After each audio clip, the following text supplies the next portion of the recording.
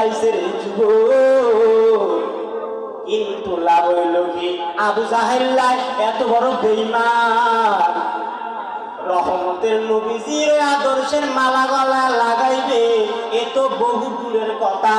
নবীজির বিরুদ্ধে আবু জাহেল কি পরিমাণ লেগেছে আপনারা জানেন?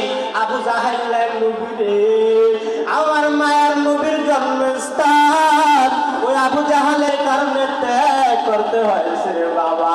কিন্তু নবী কি কালেমার দাওয়াত বন্ধ করছেনি?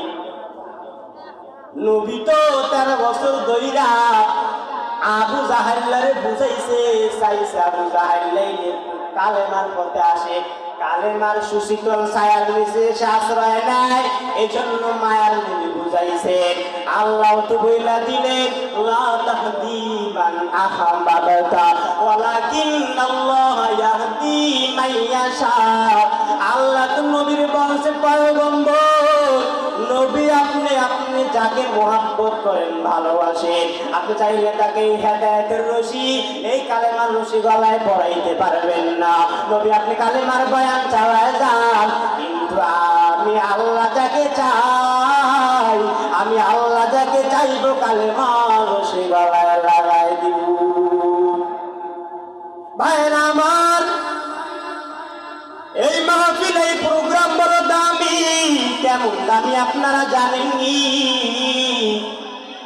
রব্বে কারীম কালামুল্লাহ শরীফের মধ্যে বলেন, ইন্নামাল মুমিনুনা আল্লাযীনা ইযা যুকিরাল্লাহু ওয়াজিলাত কুলুবুহুম ওয়া ইযা তুলিয়াত আলাইহিম আয়াতুহু যাদাতুহুম ঈমানা।